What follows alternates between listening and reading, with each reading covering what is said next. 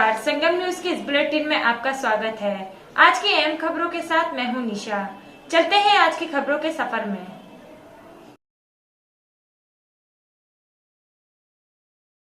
Ukraine के Ternopil शहर में फंसी प्रयागराज शहर की एमबीबीएस की स्टूडेंट साक्षी त्रिपाठी के आज अपने घर सकुशल पहुंचने पर परिजनों ने राहत की सांस ली है।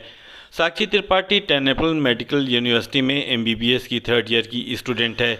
साक्षी रूस और यूक्रेन के बीच जारी जंग में यूक्रेन के शहर टेर्नोपिल में फंस गई थी, जहां से मुश्किल हालात का सामना करते हुए वो आज अपने गृह नगर प्रयागराज पहुंची, जिसके बाद उसके परिजनों ने राहत की सांस ली है। संगम न्यूज़ से अपनी आपबीती बताते हुए साक्षी ने बताया कि यूक्रेन के उस शहर टेर्नोपिल में अपनी मेडिकल की पढ़ाई कर रही थी, जो यूक्रेन के पश्चिमी हिस्से का एक बड़ा शहर है। यूक्रेन में जारी बमबारी के बाद जैसे ही इस शहर को रेड जोन घोषित कर दिया गया, वैसे ही वो वहां रह रहे इंडियन स्टूडेंट के लिए आफत की बाढ़ आ गई। साक्षी ने बताया कि हॉस्टल में लगातार इस बात का डर था कि किसी भी समय उसके शहर पे भी रशियन सेना अटैक कर सकती है और तबाही का मंजर सामने आ सकता है। 23 फरवरी को साक्षी ने अपना हॉस्टल छोड़ दिया और वहां एक बंकर में जाकर रुक गई, लेकिन वहां भी खुद को महफूज न समझने की वजह से उसने पास के एक मस्जिद के अंडरग्राउंड फ्लोर में अपनी रात गुजारी। अगले दिन वो यूक्रेन से सीधे रोमानियन बॉर्डर के लिए रवाना हो गई, जहां रास्ते में उसे बेहद मुश्किलों का सामना करना पड़ा। बॉर्डर के पहले रास्ते में लगी लंबी गाड़ियों के काफिले के जाम के चलते 12 किलोमीटर से अधिक का सफ़र पैदल ही तय कर किया और रोमानिया बॉर्डर के आसपास पहुंच गई। यूक्रेन का बॉर्डर को पार करने के बाद रोमानिया पहुंचकर साक्षी त्रिपाठी ने राहत की सांस ली। रोमानियन वॉलंटियर्स ने साक्षी त्रिपाठी समेत सभी इंडियंस का खुले दिल से स्वागत किया और उन्हें अपने शेल्टर होम में रखा। यहीं से ऑपरेशन गंगा के तहत केंद्र सरकार अपनी कार्गो फ्लाइट से उसे दिल्ली ले आई। साक्षी को दिल्ली से यूपी भवन लाया गया, जहां से वो लखनऊ होते हुए अपने घर प्रयागराज शहर की अलका विहार कॉलोनी पहुंची, जहां वो अपने परिजनों से मिलकर आज बेहद खुश है। बेटा, आप वहाँ पर जिस शहर में फंसे हुए थे, किस शहर में और क्या पढ़ाई कर रहे थे आप वहाँ पर? मैं वहाँ पे मेडिकल की पढ़ाई कर रही थी और मैं टर्नोपिल शहर में थी। टर्नोपिल नेशनल मेडिकल यूनिवर्सिटी में मैं पढ़ रही थी। और कैसे ये सारी घटनाएं आपको पता चला, उसके बाद कैसे निकले वहाँ से? हाँ, तो हमारे उस दिन 23 को क्लास थी। हम क्लास के लिए तैयार होने वाले थे। हम सुबह उठे और सुबह सुबह हमें न्यूज़ आई कि पहला अटैक हुआ है कि कीव पे। तो ये सुन के हमारे हॉस्टल में पूरी ऐसे हलचल मच गई कि क्या हो गया, कहाँ से अटैक हो गया, क्योंकि अभी तक बातें हो रही थी कि हाँ चीज़ें सही नहीं है, लेकिन अटैक के बाद सब बहुत डर गए थे। उस दिन हम क्लास जाने वाले थे और फिर हमें न्यूज़ आई कि क्लास ऑनलाइन है, अब क्लास नहीं आना है। और फिर हम थोड़ा डर गए। हमारे घर से भी कॉल्स आने लग गए कि क्या हो गया, कैसी सिचुएशन है, ये सब हुआ वहाँ पे। उसके रोमानिया बॉर्डर के बाद रोमानिया के लोगों का क्या बिहेवियर था आप लोगों को लेकर? हाँ, तो बॉर्डर जब हम बॉर्डर के इस साइड थे तब तो सिचुएशन बहुत ही ख़राब थी। हमें पूरा एक दिन लग गया और हम माइनस टेम्परेचर पे ऐसे ही खुले आसमान के नीचे बिना कुछ फैसिलिटीज़ के जितना खाना हमारे पास था उनके थ्रू ही गुजारा करते हुए वहाँ पे खड़े थे।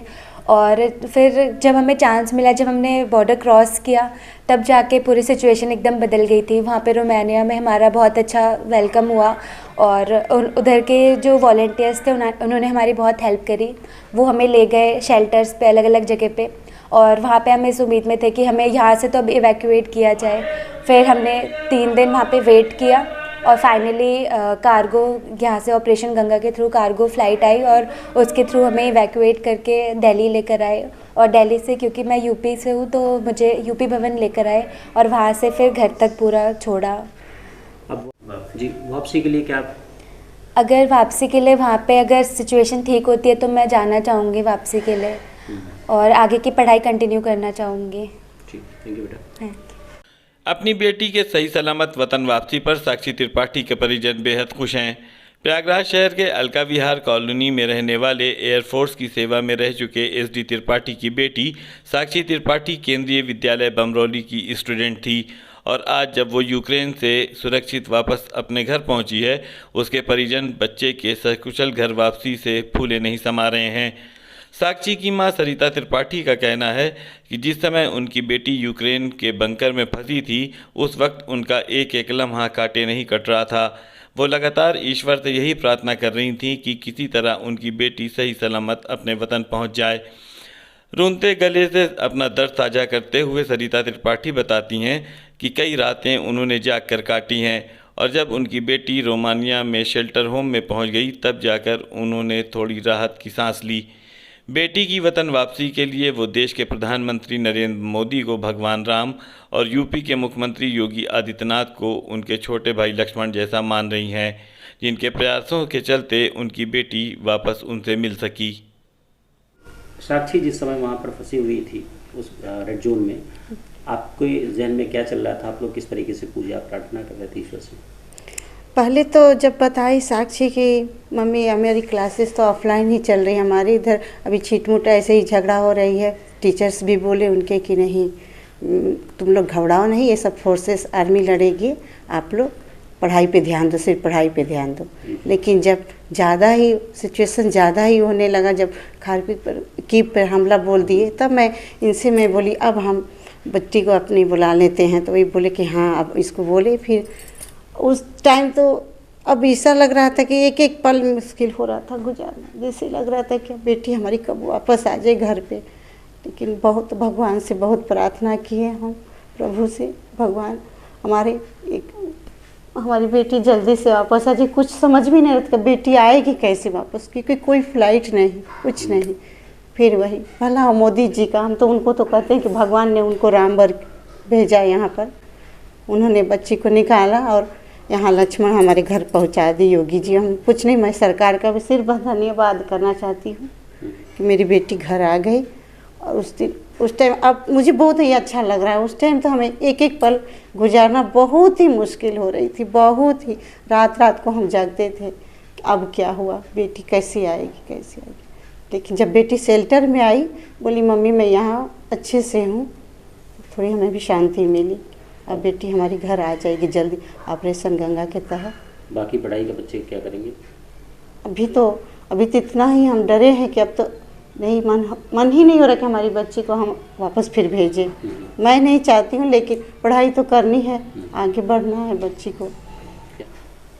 साक्षी जब तक यूक्रेन में थी तब तक आप लोगों के दिल में, जहन में क्या ख्याल थे, किस तरह की स्थितियाँ थी घर में? सर, वहाँ की परिस्थितियों को टीवी चैनल के माध्यम से हम लोग देख रहे थे और स्थिति वहाँ पर दिन प्रतिदिन, घंटे प्रति घंटे ख़राब होती जा रही थी। तो पहले तो हमने हिम्मत बढ़ाई कि बेटा अभी रुके रहो, हो सकता है कि 1-2 दिन 3 दिन में कुछ समझौता हो जाएगा। या चूँकि साक्षी वेस्टर्न पार्ट ऑफ यूरोप में थी, तो ये था कि हो सकता है वहाँ तक हमले न हों। लेकिन बाद में जब स्थिति वहाँ भी ख़राब होने लगी, मार्शल लॉ के बाद सायरन बजने लगे और रेड जोन में वो एरिया आ गया, तब फिर हमने भी एडवाइस किया कि अब निकलना ही सही है। अब बिल्कुल भेजना चाहेंगे सर, एकदम हम चाहते हैं कि बच्चों की पढ़ाई डिस्टर्ब ना हो और सही समय पर अपना पढ़ाई करें। ऑपरेशन गंगा से कितनी मदद मिली बच्ची को? ऑपरेशन गंगा की वजह से ही बच्चे सही सलामत घर आ पाए हैं, क्योंकि हम तो काफ़ी दूर बैठे हुए हैं, हमने कुछ नहीं किया। ऑपरेशन गंगा के माध्यम से ही सरकार वहाँ से रोमानिया से, यूक्रेन से रोमानिया, रोमानिया से दिल्ली, दिल्ली से हमारे घर तक पहुँचाई है। 5 मार्च को सोनभद्र जिले के मुख्यालय रॉबर्टगंज स्थित हाइडल ग्राउंड पर मुख्यमंत्री छत्तीसगढ़ भूपेश बघेल की जनसभा होनी थी। जनसभा के लिए पार्टी ने शुल्क एवं एनओसी जमा कर दी थी। इसके बाद भी ऐन वक्त पर उस मैदान को दूसरी पार्टी को अलॉट कर दिया गया। इस मामले पर छत्तीसगढ़ सरकार के योजना, खाद्य एवं संस्कृति विभाग के कैबिनेट मंत्री अमरजीत भगत ने बीजेपी सरकार पर गंभीर आरोप लगाए हैं। छत्तीसगढ़ सरकार का अमला मुख्यमंत्री के कार्यक्रम को कराने के लिए डीएम और एसडीएम सदर के ऑफिस का चक्कर लगाता रहा। सोनभद्र से हमारे संगम न्यूज़ ब्यूरो समर सैम की रिपोर्ट। छत्तीसगढ़ मुख्यमंत्री का यहाँ पे कार्यक्रम था हाइडल ग्राउंड पे, और वो छत्तीसगढ़ मॉडल यहाँ प्रस्तुत करना चाहते हैं अगर फ्यूचर में सरकार आती है तो, लेकिन उनको रोक दिया गया है उनके कार्यक्रम को। ऐसा क्यों? षड्यंत्र किया जा रहा है, क्योंकि हमारे सभा होने से उनको नुकसान है और हम जीतने वाले कैंडिडेट में हैं, हमारे उम्मीदवार जीत रहा है, इसलिए भयभीत होकर के इस प्रकार से षड्यंत्र प्रपंच रच रहे हैं और जिसमें प्रशासन अनावश्यक रूप से पार्टी बन रहा है। कल समाजवादी पार्टी का अगर यहाँ पर कार्यक्रम हो गया है तो फिर दोबारा करने का कोई तो औचित्य भी नहीं है और केवल एक आवेदन देकर के अटकाने की बात है। प्रशासन का कहना है पहले से सपा की तरफ से पड़ा हुआ प्रक्रिया भी है। पूरा होता है ना, उसका प्रक्रिया कुछ नहीं, केवल आवेदन देकर के अटकाने से थोड़े होता है। हमने भी आवेदन दिया, हमारे में मार्क हुआ, पार्क उसमें प्रक्रिया पूरा हुआ, हमसे राशि ली गई, हमारे पार्टी के लोगों ने उसका जो शुल्क होता है निर्धारित उसको जमा किया। तो आपको अगर नहीं देना था तो क्यों राशि आपने जमा लिया? अब हमसे राशि जमा ली है तो हमने टेंट भी कर लिया, हमने हेलीपैड भी बनवा लिया, हम पूरी तैयारी कर ली है। और इस प्रकार से प्रशासन किसी के इशारे में इस प्रकार की कार्रवाई किसकी साजिश लग रही है आपको? कार्यक्रम रुकवाने की साजिश किसकी? जिसको खतरा है हमसे उनका साजिश है। जो भी हमारे कंपटीशन में होंगे उनको हमसे नुकसान होगा, इसलिए वो इस प्रकार का प्रपंच कर रहे हैं। अब कांग्रेस पार्टी क्या कदम उठाएगी? कांग्रेस पार्टी विरोध करेगी। अब प्रजातंत्र में तो विरोध ही है और उसमें लाठी तो भागेंगे। खबरों का सिलसिला यूं ही जारी रहेगा। आप हमारे YouTube चैनल को लाइक कीजिए, सब्सक्राइब कीजिए और शेयर कीजिए और आप देखते रहिए संगम न्यूज। नमस्कार।